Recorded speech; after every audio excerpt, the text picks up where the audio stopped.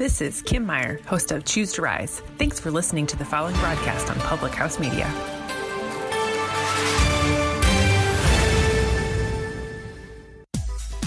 I'm the Greg. And I am Dave Show. We host the Greg and Dave Show on Public House Media. Thanks for listening to the following broadcast on Public House Media. Once you're done with this episode, I hope you'll come check out our show, The Greg and Dave Show, where we talk about strange, bizarre, and sometimes just downright quirky news stories that you may not have heard about. A new show comes out every Wednesday. Be sure to subscribe on iTunes. And hey, thanks for listening to the following broadcast on Public House Media.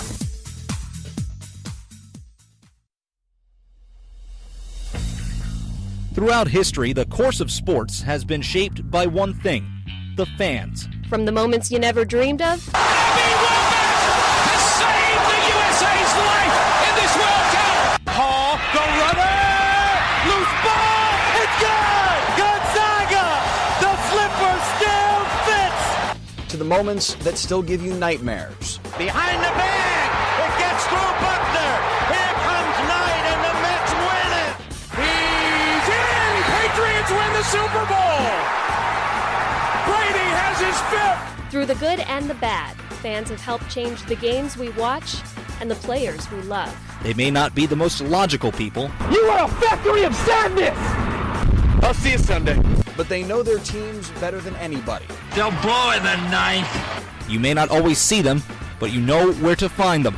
After all, there's nothing quite like the view from the cheap seats. Broadcasting as part of the Public House Media Network. Grab a chair and enjoy all there is in The Cheap Seats. Good morrow on this Wednesday. Welcome to the Cheap Seats, my friends. Here you will find all of the strangest sports stories in the world. Here you will find the greatest banter in the world. We are here to bring you your entertainment on this Wednesday morning.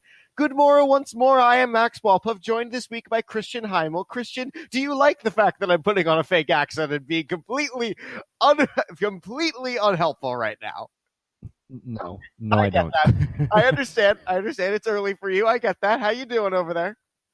I'm good, pal. How are you? How's things? Oh boy, things are not going so well here in the DC area, and we'll get to why. Oh no. We'll get to why. Don't worry. It's a sports related story.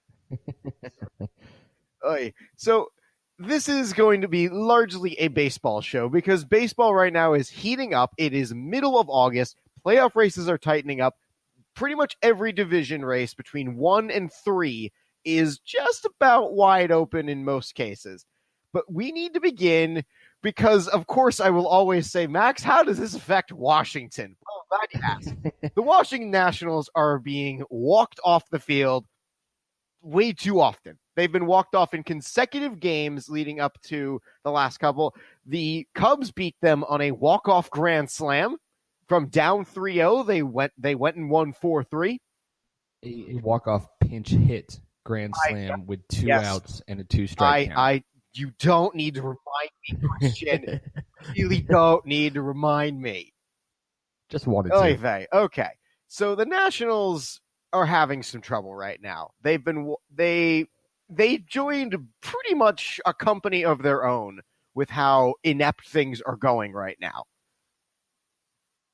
Really? And what is that? A company of their own in the fact that they control so much within their own fate if they could just win a ball game. But they can't just lose a ball game either. They lose Greek tragedies now. It's really funny. I never understood how annoying Red Sox fans could be prior to the World Series in 2004 because we were, woe is me, we were losing in tragic and Greek-like ways. And now I listen to Nationals and Mets fans, and I understand it. I mean, listen, the Nationals they didn't even go all in. They didn't even do anything really at the trade deadline. I understand the injuries to Herrera, the injuries to Doolittle do not help. But you are 7 games out of first place. You are 6 games out of the wild card. You have a shot here still. And yet there are just it's almost as bad as the Mets. It's almost that bad. Okay. The difference is the Mets are long out of it. And they decided to still hang on to some of their players for I don't know what reason. But the Nationals, they have a better team. On paper, they're relatively the same and somewhat better, I would argue, than what they were last season. The trouble is, on paper, doesn't account for the DL hit to Steven Strasburg, the DL hit for Sean Doolittle, the time that Bryce Harper has been pretty much invisible for half the season and is just now turning it on. I'm so puzzled by what the Nationals have done and are doing. And the last couple of games, when it has looked so close that they could finally get that big win, they lose. They don't just lose. They collapse. They fail. They choke. Insert word here about failure. And you're probably right. The Nationals have done it this year. Yeah, I mean, and what's insane is that a team like this, I always judge a team off road success. And the Nationals are a below 500 team on the road. They have not, and they're against Seattle or St. Louis, this week, which is going to be a difficult series for them just because the Cardinals are playing better than almost anybody in the National League right now, maybe better than anybody in baseball right now. So it's only going to get worse for Washington. But like I just. You got to give a lot of credit to Atlanta and Philadelphia, who are a year ahead of schedule in their rebuilds and decided to say, you know what, we're going to go for it. We're going to add on to this. And they've got the young players who are saying, yeah, everybody thinks we're a year ahead, but no, we're ready now. Like Ronald Acuna Jr. is phenomenal in Atlanta. Philadelphia, with the additions of guys like Jake Arrieta and like, oh my goodness, their first baseman, Santana, the veteran presence is there. And for whatever reason, I don't know what the issue is in Washington, but I keep coming back to this. There was no reason to fire Dusty Baker. No reason whatsoever. You'll find a lot of support among Nationals fans for that opinion. It just didn't make any sense to me. I understand that you couldn't get out of the first round, but you had all that talent there. And when it comes down to it, it's not always the manager's fault. I know people want to go after the head of the snake, but sometimes it's the guys who are actually playing who don't have it. And I will say this until my dying breath. I don't know if Bryce Harper has it in him to help carry a team and win a championship with a team. He's a great home run hitter. His average is okay. His outfield is quality at best. And I just don't think he is the type of player that can bring everybody and bring the rest of the team up to that championship level. And there's nobody else on that team that's going to, because they're all looking for Harper to do it, because he's supposed to be, Mickey Mantle he's supposed to be Mickey Mantle to Mike Trout's DiMaggio. Like, I don't understand it. You're going to find a lot of support from Nationals fans for literally everything you just said.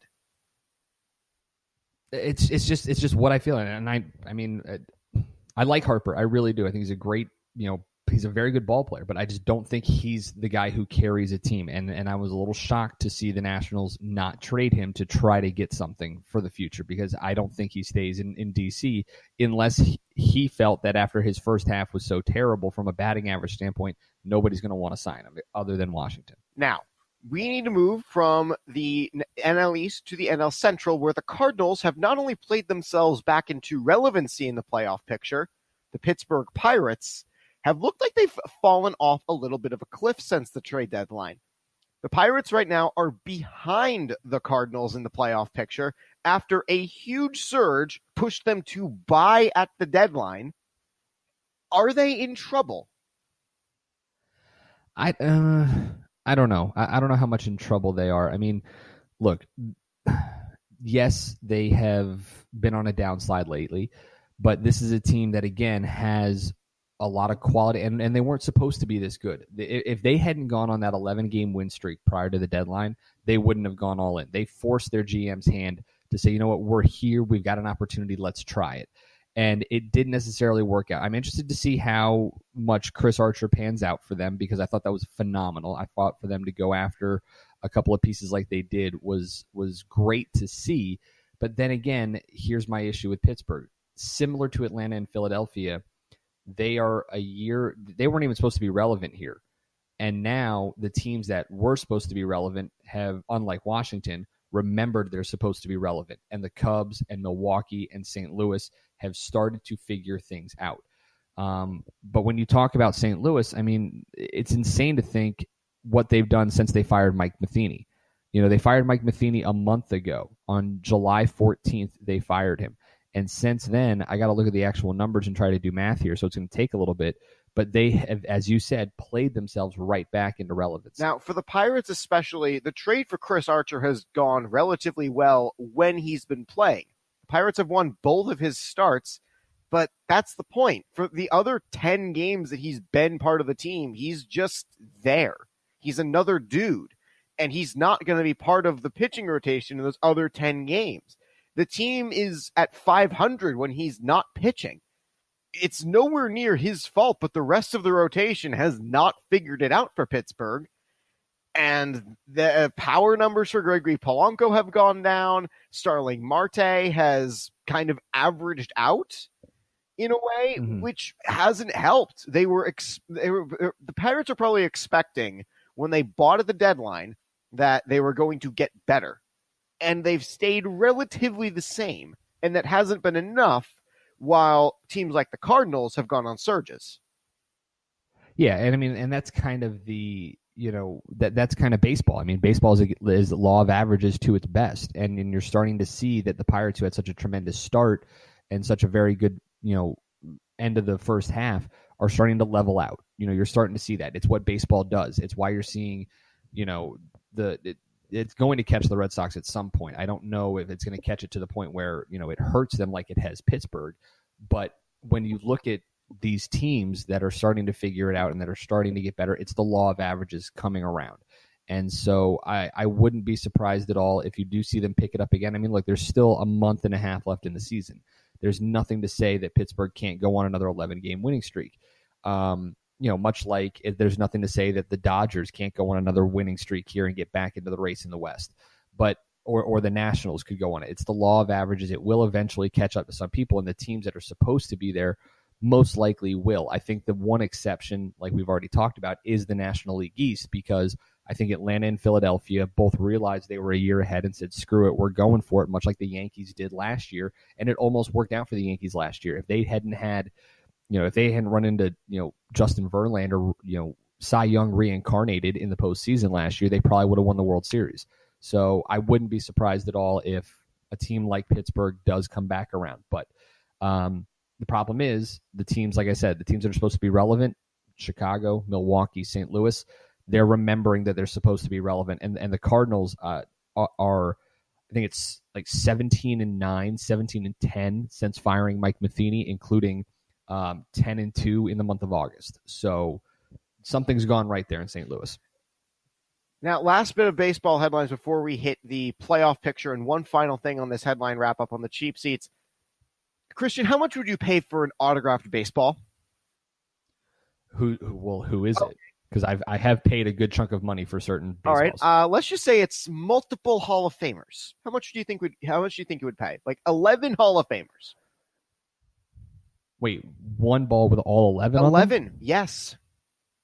I wouldn't be able to afford it. That's at least six figures. I wouldn't be surprised if I would pay $1 million for that, depending on the Hall of Famers. Right. How about guys like Connie Mack, Honus Wagner, Cy Young? How about Walter Johnson? And did I forget Babe Ruth and Ty Cobb? Yeah, I'd pay a few million for that if I had it. All right, so a baseball with all those signatures, including others from the original 12 of the living enshrinees of the Hall of Fame's first induction ceremony in 1939, sold at an auction house for $623,000. How? Like, the great question. Someone didn't put up $1 million. I don't understand how you don't go all in for that. I mean, hey, that's kind of a steal. Yeah. I thought Wacky Wednesday was at the end of the show. Yeah. You're bringing it up right at the front. I'm bringing this up at the front because you're throwing me off. It's baseball related, and I have a different Wild Wednesday story to bring up for you. So, fair enough. This baseball was signed by 11 of the first 12 enshrinees into the Hall of Fame, including the entirety of the original Hall of Fame class from 1936. The only person not on that ball is Lou Gehrig, who was too sick to attend the ceremony in 39, and thus did not sign the ball. Wow. That's pretty awesome. Good for them, whoever got it for that. This has, again, we're talking $623,000 as cheap. This has basically baseball's architects and greats. Walt Johnson, Grover Cleveland Alexander, what a name that is. Tris Speaker, a Red Sox legend. George Sisler. This is baseball's history on one ball. That's impressive. That is, that's like losing a ball signed by Baby Ruth and getting one signed by the 26 Yankees instead. 27, sorry. Yeah. Legends 26 Yankees, as I learned a few nights ago, actually. Did you know that Babe Ruth was caught stealing for the final out of that World Series? I did, actually. I did know that. I did not know that till I was randomly looking it up and thought, oh, okay, that's how that happened. Amazing what you learn with the internet, right? Yes, absolutely. So there's one final bit of headline that we need to hit, and it is something that you touched on in the Wednesday show, and it is about Ohio State's debacle, problem, insert word here for how you want to describe it. But recent reports have come out about Ohio State's former assistant coach Zach Smith being arrested while operating while intoxicated in a vehicle, and the judge that was overseeing this, he's got some interesting conflicts of interest with something like this. The judge in this case was an Ohio State graduate and a member of the OSU President's Club. Yeah, that's not okay. You have to be able to recuse yourself in something like that, and that's something that should probably get this guy disbarred. Is it disbar for a judge, or I thought disbarment was for lawyers? I don't know. Whatever it is, it should probably... Yeah, this is a very unethical decision by said judge for sure, and this just adds on to everything already going wrong at Ohio State. Which isn't that investigation supposed to wrap up soon? They were hoping to have it this week. Yeah, later this week, I think. Well, that's what they were hoping, but since this is just piling on like layers on an onion, I got a funny feeling this is going to take a little bit more than a few more days. And considering they literally just talked to Courtney Smith on Monday, probably not a good idea. This is probably going to be a little bit. And hey, it might even bleed into week 1 of the college football season, which that's what everybody wants, right? Exactly. Yep. All right. That's enough for the headlines. We're going to play a little game called In and Out. When we come back, it'll be about the MLB playoff picture. We will start in the National League, coming back to you on the Cheap Seats, presented exclusively by Squadcast. Hi, this is Emily. This is Lindsay. And this is Elizabeth, co-hosts of Beauties and Headcanons here on Public House Media. Thanks for listening to the following broadcast on Public House Media. Once you are done with this episode, we hope you'll come check out our show, Beauties and Headcanons, where we talk nerdy to you about fandoms, fan fiction, and all pop culture for nerds that you can think of. A new show comes out every Friday. Don't forget to subscribe on iTunes so you never miss an episode of Beauties and Headcanons. Thanks again for checking out the following broadcast on Public House Media. This is Kim Meyer, the host of Choose to Rise here on Public House Media. Thanks for listening to the following broadcast on Public House Media. Once you're done with this episode, I hope you'll come check out my show, Choose to Rise, where we talk about living with positive mindsets, how to increase our confidence, building our faith, and living out our life on purpose.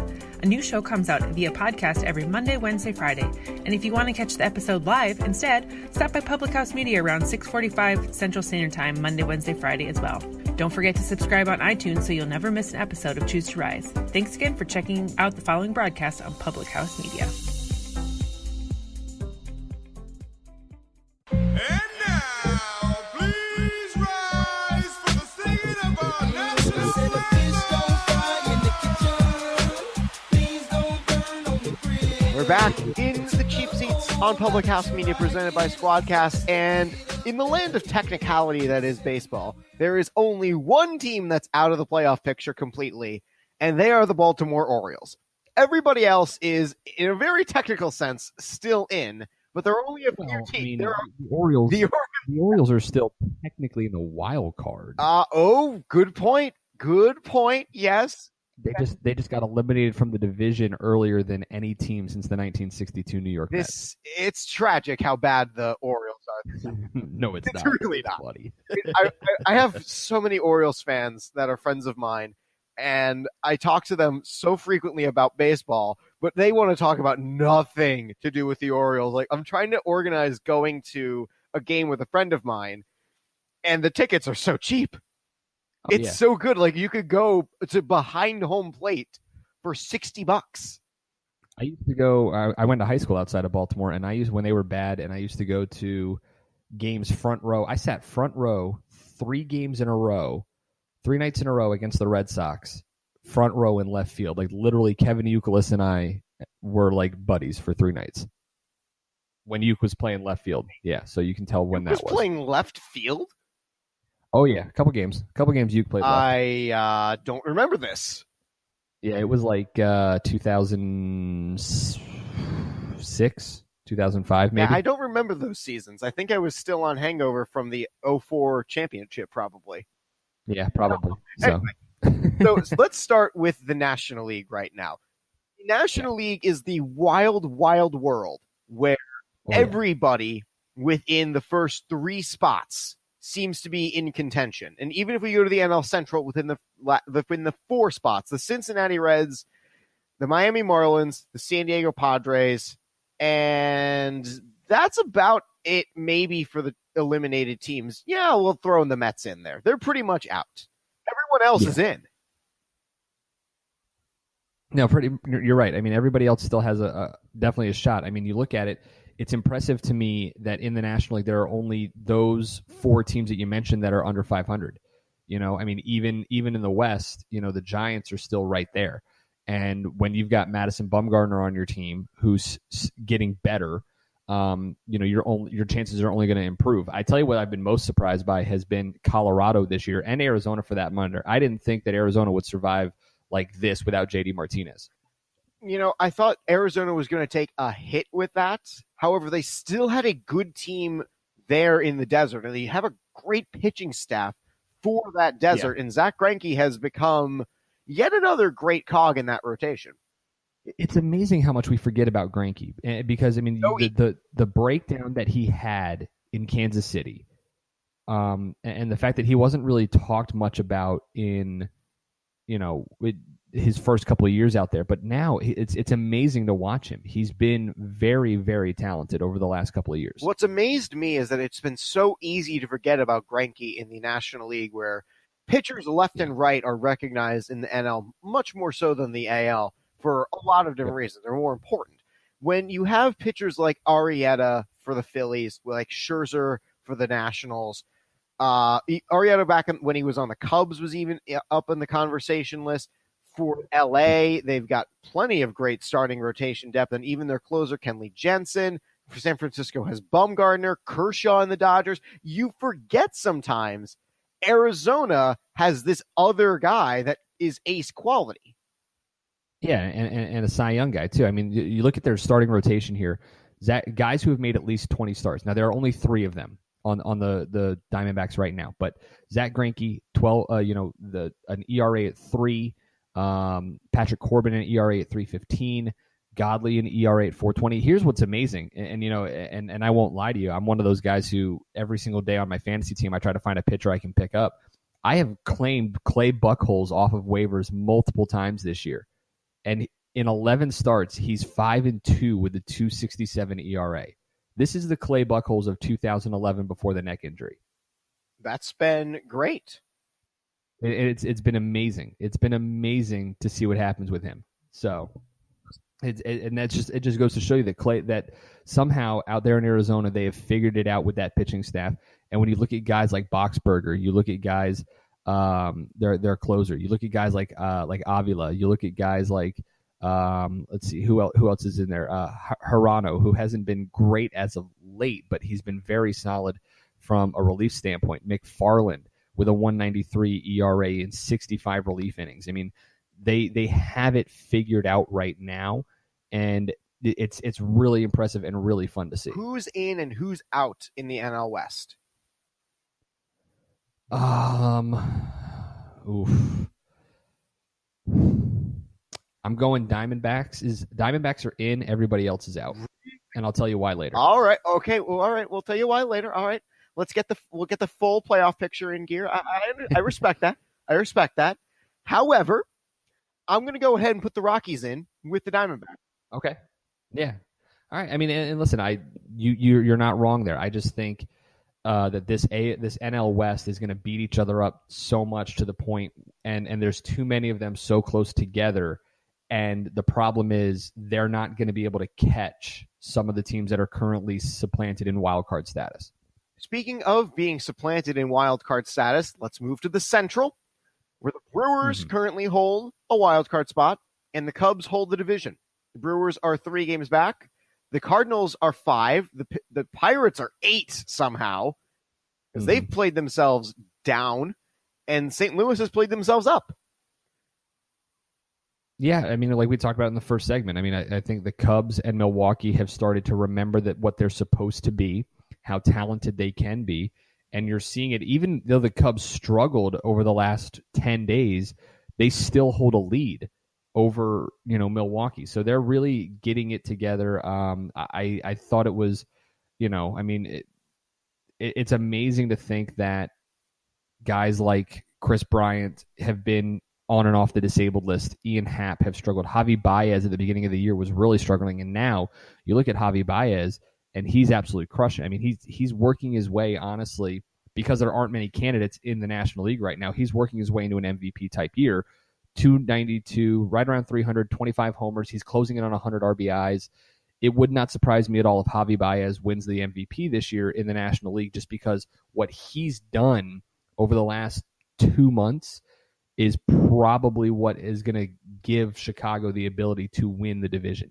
Like, you look at him in the last 30 days, Javi Baez, and he's 18 homers, 6 homers, 18 RBIs, a 289 average. He has been phenomenal for the Cubs. The only two players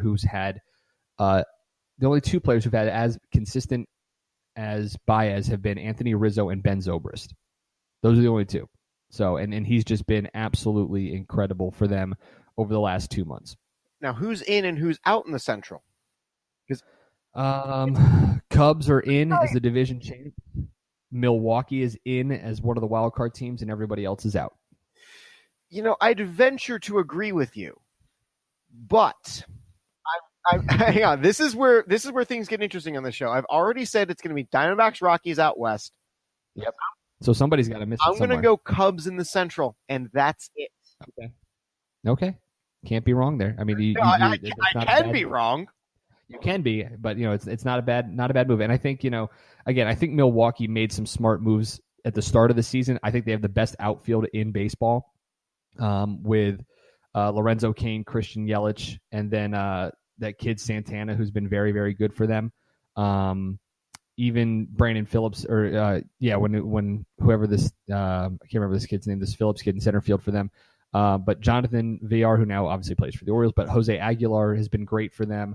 So they've just figured it out. They really have, and I love it. So I love this Milwaukee team. I want to say they're going to win the division, but I don't think they will. I don't think so either, largely because of how the Cubs have been playing recently. Yeah. But again, This is August 15th. A lot of stuff's going to change between now and September 15th, when maybe this starts to settle into a better picture. Oh yeah, and I think they still have a few games with one another coming up. So there's that opportunity to always jump in and get a 2-for-1 deal when you beat them head to head. That's what's going on right now. Chicago and Milwaukee are literally playing their series. Yeah, exactly. So let's go to the East, and this is where I think the other wild card team is coming out. Atlanta, Philly, Washington are all pretty much in the race, with Washington pretty far behind the other pack. Mm-hmm. I love this Braves team. I was before Nomar Garciaparra, there was Chipper Jones to me, and I love this Braves team. I really do. I love Atlanta. I think what they've done, their staff. I know Julio Teheran and Brandon McCarthy haven't been great, but Sean Newcomb, Mike Foltynewicz, Anibal Sanchez has really figured it out again. Kevin Gossman in his first start, with them, got a nice, has played well in his 2 starts with them, a 2.77 ERA. Bullpen wise, they've got some tremendous talent. there, and that's what's going to end up eventually winning things and winning games for this Atlanta team. Is when you look at guys like a Minter, like a Vizcaino, like a Dan Winkler in the bullpen. They are going to be what helps this team. And then the hitting has somehow come along. I mean, Ronald Acuna Jr., like I said, he's probably going to win Rookie of the Year. He should. Nick Markakis, just another former Oriole now killing it in Atlanta. Freddie Freeman continues to be tremendous. Charlie Culberson, after he went to Atlanta in the deal from the Dodgers. Mentioned Acuna. Ozzie Albies, another rookie who's been phenomenal. Even Preston Tucker. I mean, they've got some talent there. And it's just fun to see this Braves team play. If you haven't had a chance to watch them because you're not in their market and you don't have MLB.TV, you need to find a way to watch the Braves whenever they're on TV. Another interesting team, and you brought up an interesting point in the first segment about you judge a team by their road record. Philadelphia is sub 500 on the road by quite a margin. Yet, they are one game back of the division. They are currently holding the wild card spot.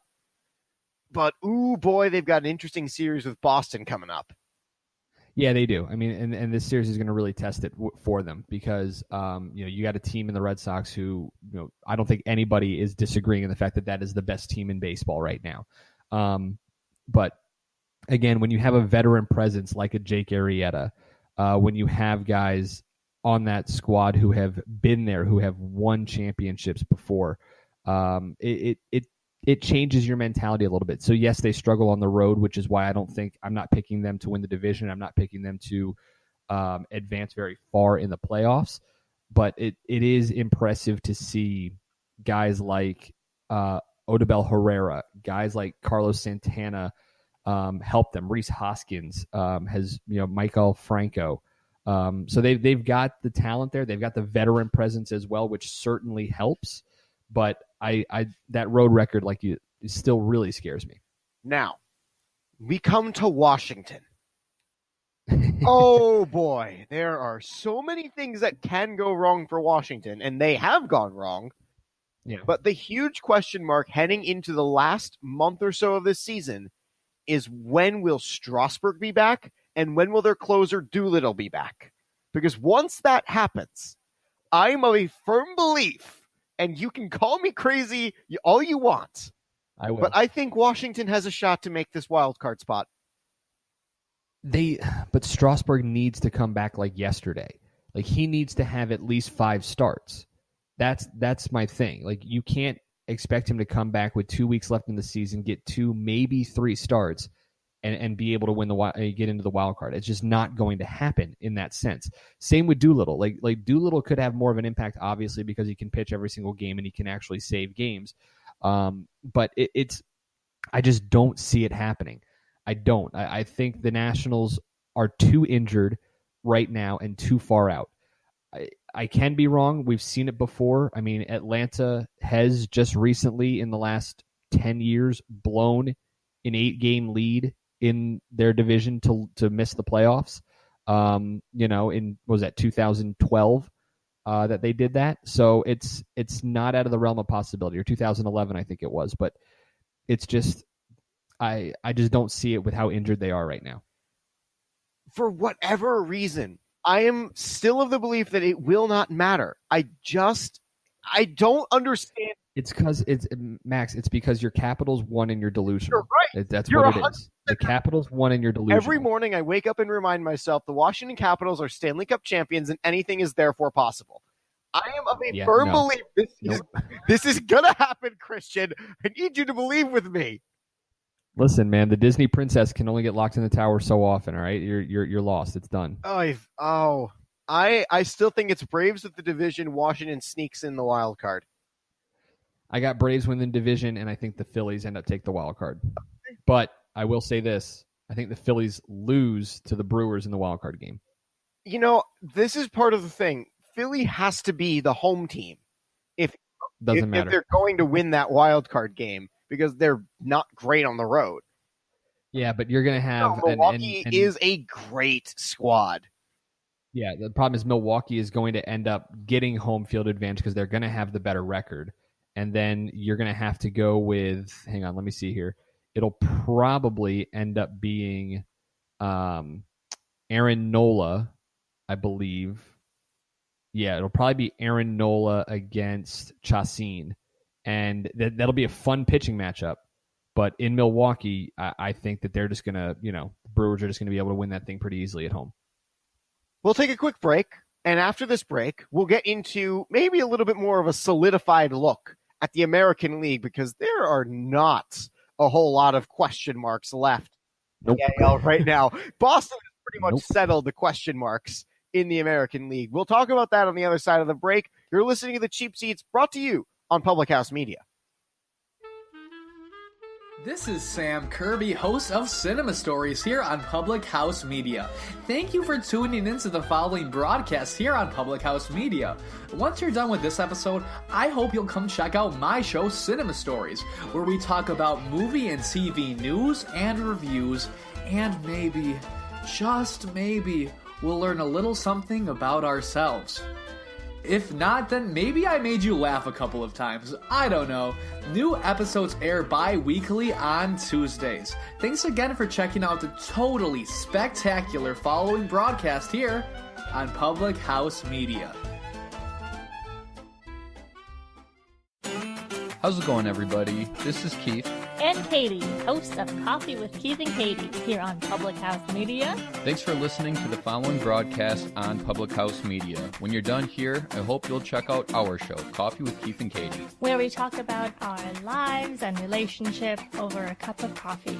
A new episode airs on Facebook Live every Monday and Thursday at 7:30 p.m. Don't forget to subscribe on iTunes so you'll never miss an episode of Coffee with Keith and Katie. Thanks again for checking out the following broadcast on Public House Media.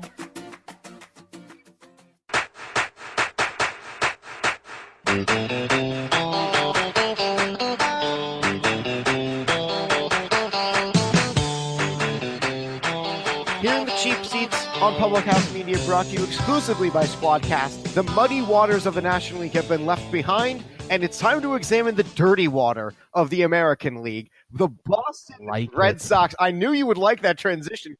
Like that. That's well done. Boston Red Sox are 100% without a doubt right now the top team in Major League Baseball. If you haven't gotten that through your head right now, you're probably a Yankees fan. Yep, we knew the punchline right away. Yep. No, they are. I mean, look, you look at them, and it's insane. I was going through this actually yesterday with a bunch of people, Max, and this is kind of fun. And it's going to be, I do Press Row on Thursdays, so this is actually going to be a poll question on our Facebook page for Press Row, shameless plug, as to who probably deserves more MVP talk, because Max Scherzer has been getting a lot of it. Scherzer has been getting a lot of MVP talk, but let me just run some numbers through you real quick, because this is kind of interesting to me. Max Scherzer is batting 300. Well, yes, batting 300. So, and I think the last person to bat 300 and win the Cy Young was Bob Gibson in like 63, if I remember correctly. But so Scherzer, 2.19 ERA, 15-5, 227 strikeouts, a 180 opponent batting average, a .88 WHIP, and a 168 2/3 innings. Okay, that's pretty good. Chris Sale is 12-4 with a 197 ERA, 219 strikeouts, a 175 opponent batting average, a .85 WHIP, in 146 innings pitched. So better numbers minus strikeouts and wins in less innings than Max Scherzer.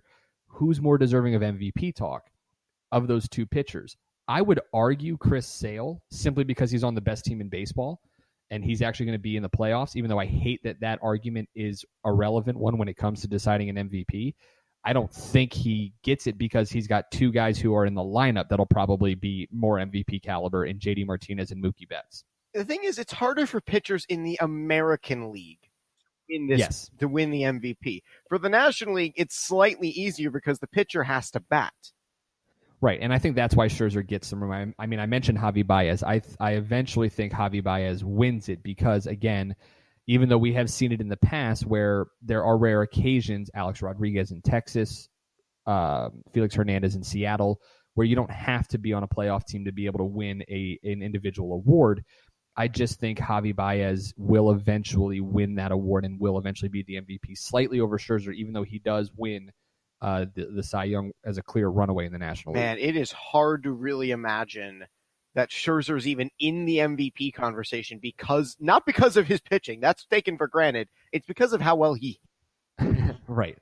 And just to go, with the Red Sox, I mean, this is insane when you think about this. They have 3 legitimate MVP candidates in Mookie Betts, who probably will win the MVP, JD Martinez, who will only win the MVP if he wins the Triple Crown, because no player who has played the majority of their season as a DH has ever won the MVP, and then Chris Sale. I mean, the Red Sox, honest to goodness, are just more stacked than they could have ever been. I don't think they expected JD Martinez to be this quality. I mean, I think they hoped for it, but the guy's batting over 330. He's got 37 home runs, over 100 RBIs. The last Red Sox player to have 30 home runs and 100 RBIs in a season, David Ortiz in 2003. That's a hefty comparison.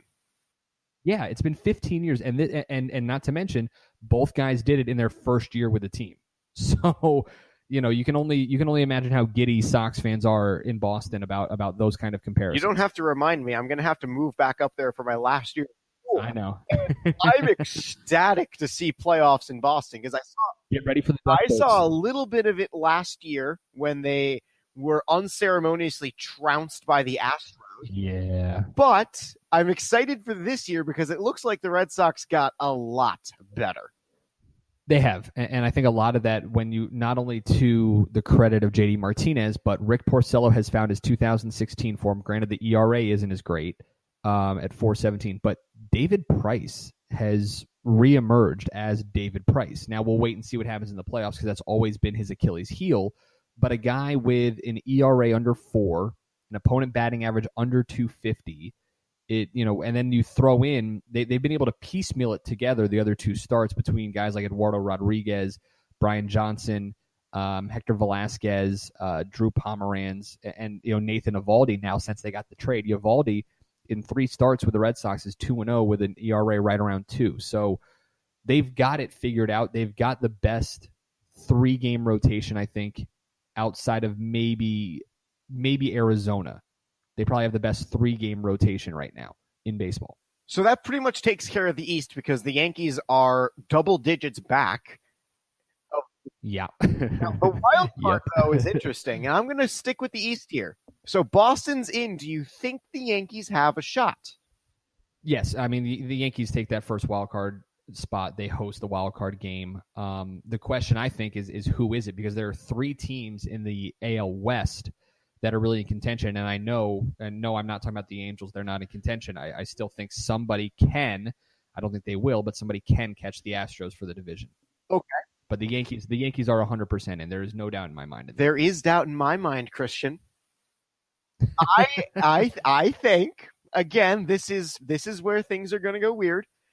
I think Boston is going to not only win the division, but they're going to knock New York out. I think New York doesn't make the playoffs. Listen, I mean, it would be really, really interesting to see that.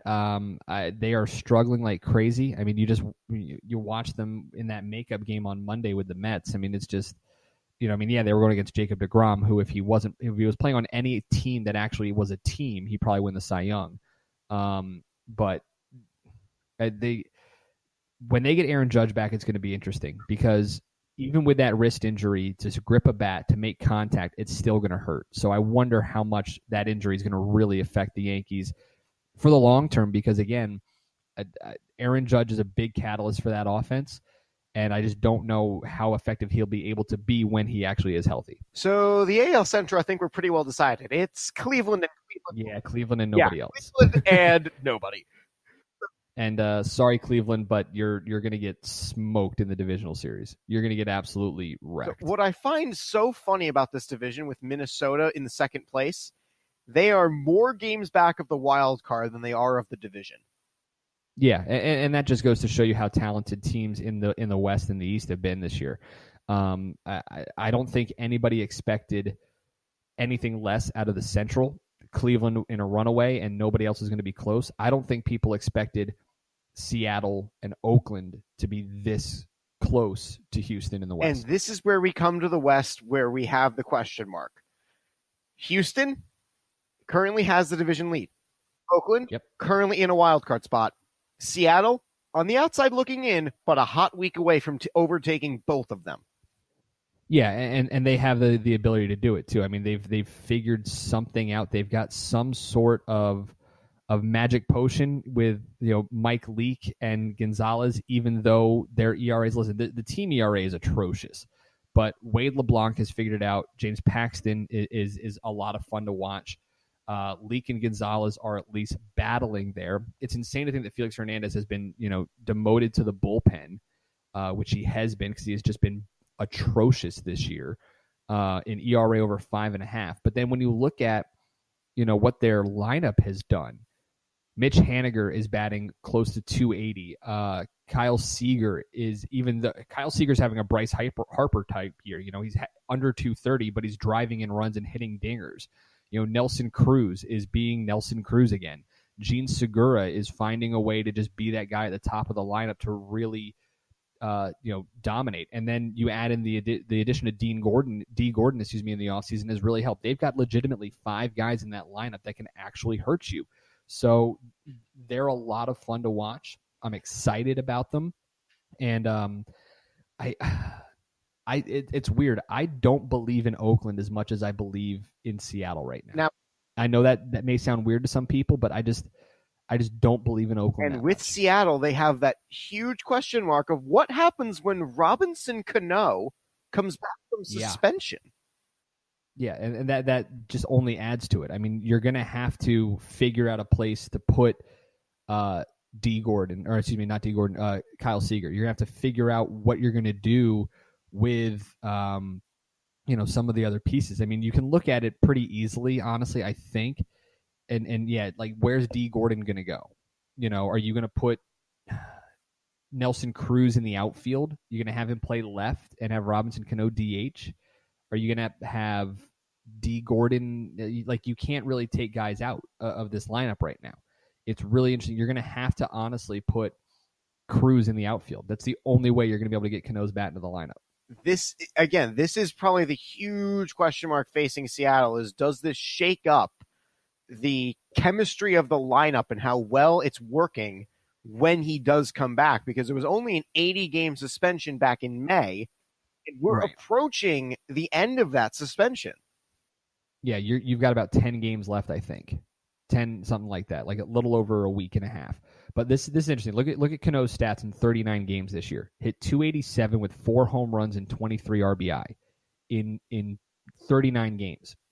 The guy who's taken his place at second base, D. Gordon, in 107 games, 278 with 1 home run and 22 RBIs. Cano has him beat in about a third of games.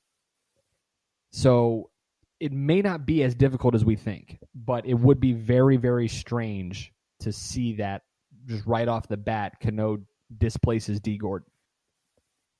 Now, we come to the Athletics. The Athletics and the Mariners are currently playing a series, which is going to help one of them. Astros, do they have a chance to repeat? At the beginning of the year, I thought they might, but right now, I don't know. I mean, and a lot of this is maybe me being blinded by how talented the Red Sox have been, but I've just seen more holes in the Astros this year, and a lot of it is the injuries. I mean, George Springer not being there doesn't help. I haven't seen the same fire out of the pitching staff outside of Justin Verlander. But, I mean, Marco Gonzalez is still tremendous. Alex Bregman is still great. Jose Altuve is still defying physics by being able to hit as well as he does. Yuli Gurriel, Evan Gattis is hitting home runs. They have the ability there, but from a batting standpoint, pitching wise, though, I mean, they don't have their back end of the bullpen figured out. They don't. I mean, you look at, they have 3 guys under 3 with their ERA: Charlie Morton, Garrett Cole, Justin Verlander. Dallas Keuchel hasn't been dominant. Lance McCullers has been okay, but Chris Stavinsky being hurt, the whole Ken Giles issue, now they have Robert Ozuna, which doesn't help at all from a PR standpoint. So, I mean, I just don't know if that back end of the bullpen is there. It's my question mark with the Red Sox, and it's my question mark with the Astros. Is the back end of their bullpen enough to win a championship? Let's play the in and out game. Who's in and who's out of the West? Astros win the division, and then the Cano factor is just too much for me. If he does, because he's going to be back very soon, and he's not coming back from injury. So it's not like he's going to have to figure it out. It might take him a day or two to get back into game speed, but I'm going Seattle in the wild card. And then, oh my goodness, Robinson Cano in Yankee Stadium in the wild card game. Oh, I'm so there for that. I'd love to be there for that, but I've already said the Yankees are out. Yeah, that's what I got. And then I think, James Paxton versus Luis Severino. I'm going to take Paxton. I think Seattle beats the Yankees in the wild card. Okay. This is where I've already boxed myself into the corner here. I have to pick Houston, Oakland, and Seattle. Yeah, you have to pick all three. The reason I think all three are going to make it largely is because I just don't trust the Yankees to win that many games in September. Fair enough. And I don't think you're wrong because they got to face the Red Sox, I think, 12 times. This is true. And you got to face the best team in baseball 12 times. Best of luck. Yeah. All right. Oh, well. Yeah, oh, well. Yes, truly, oh, well. Now, are you satisfied with your playoff picks? Yes, very much All so. right, great. Because now it's time to get wild. It's time to get Wild Wednesday, everybody. I like All it. right. We'll be right back with our Wild Wednesday stories right here on the Cheap Seats on Public House Media. Stay tuned. I'm the Greg. And I am Dave Show. We host the Greg and Dave Show on Public House Media. Thanks for listening to the following broadcast on Public House Media. Once you're done with this episode, I hope you'll come check out our show, The Greg and Dave Show, where we talk about strange, bizarre, and sometimes just downright quirky news stories that you may not have heard about. A new show comes out every Wednesday. Be sure to subscribe on iTunes. And hey, thanks for listening to the following broadcast on Public House Media. Hi, this is Baxter Colburn, host of the Verse of the Day podcast here on Public House Media. Once you're done with this episode, I hope you'll come check out my show, Verse of the Day, where we take a look at real-world experiences and applications to one Bible verse every Monday through Friday as we get an idea of what it looks like to be a little bit better of a Christian and how we can make this world a better place, one verse at a time. I hope you'll join me every single Monday through Friday right here on Public House Media. I hope you'll subscribe by going to Apple Podcasts or wherever you find good podcasts as well. Once again, thanks for tuning in to the following broadcast here on Public House Media.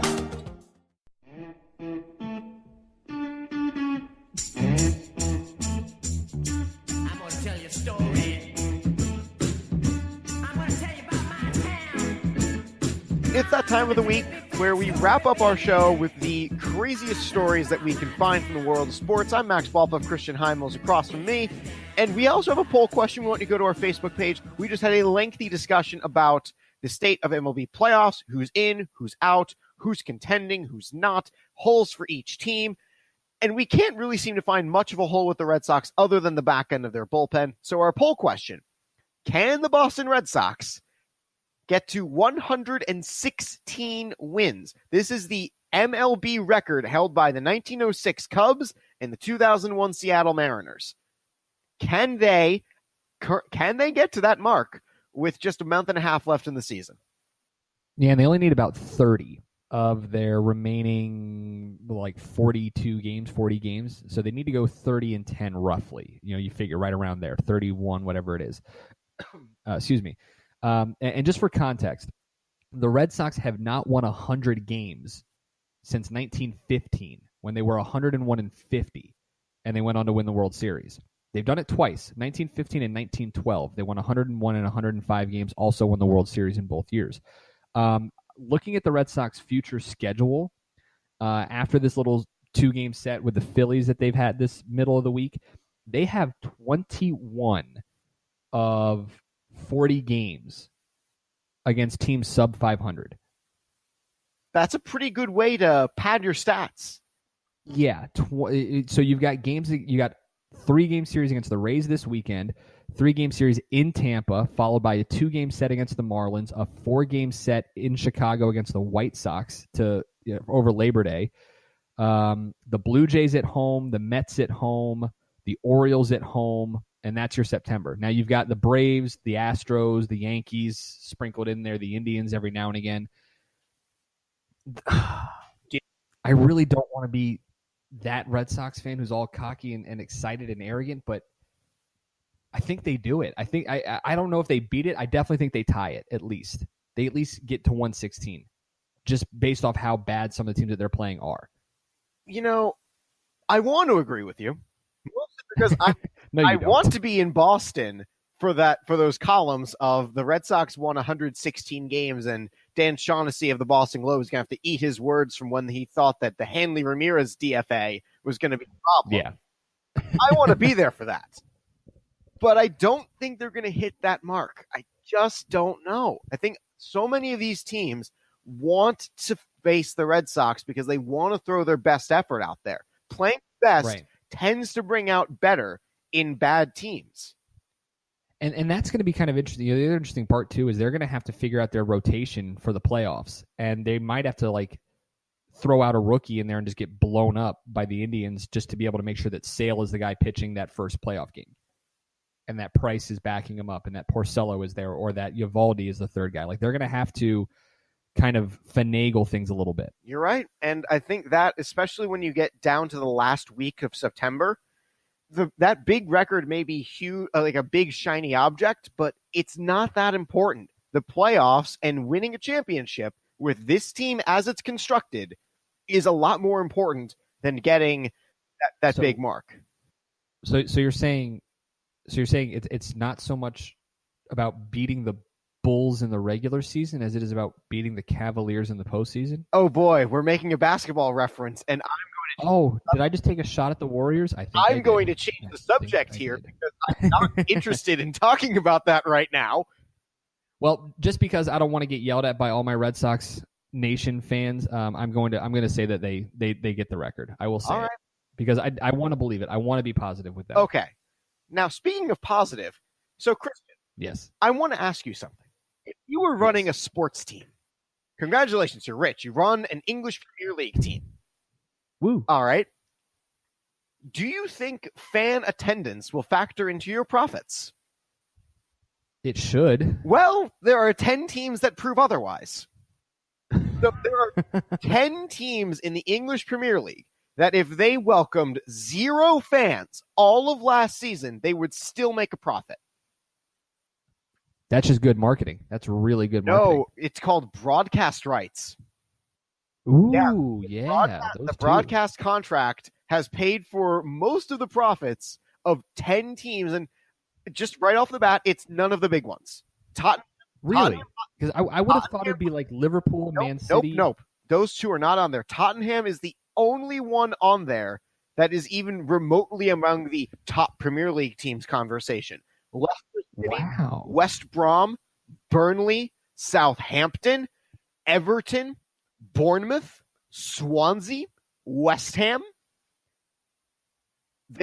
And this is all probably because of NBC, right? This is all because of the broadcast rights contract that they have with, again, a variety of different broadcasters, not just the American contract with NBC, but also the British. Right, but Sky, beIN Sports. Right. So wow. Leicester City, I really love this number. Leicester City, without fan support, had a net profit before taxes of £76 million.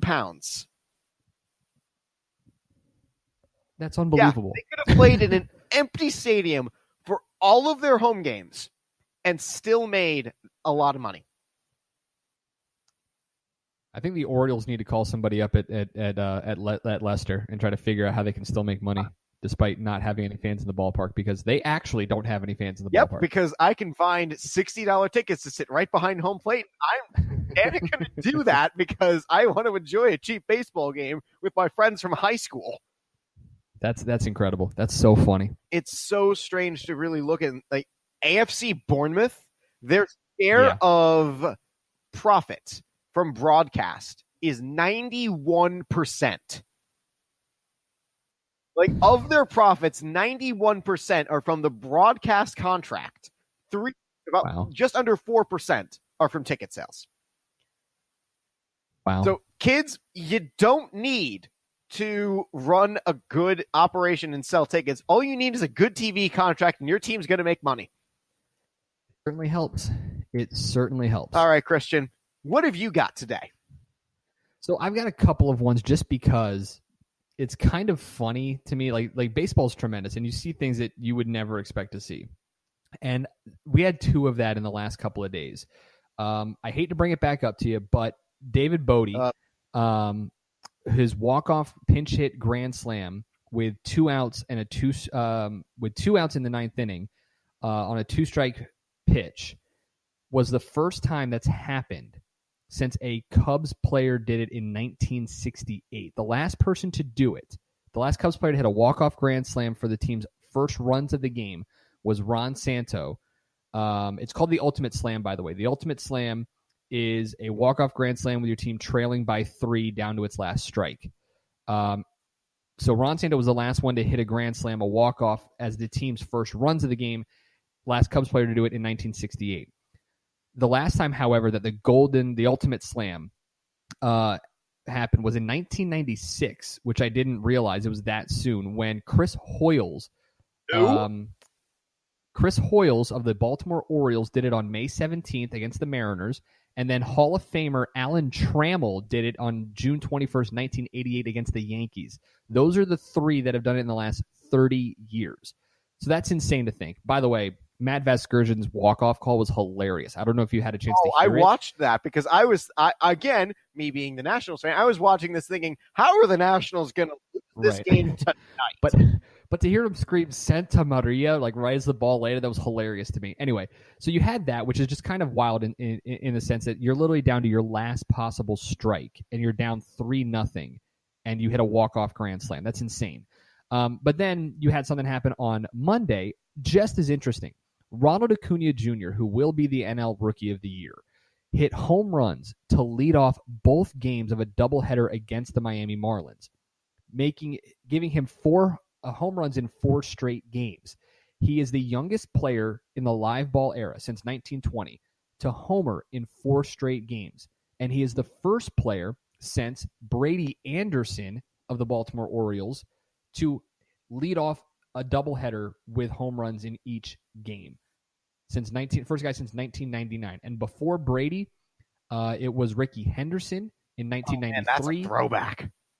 And Harris Hooper in 1913. What?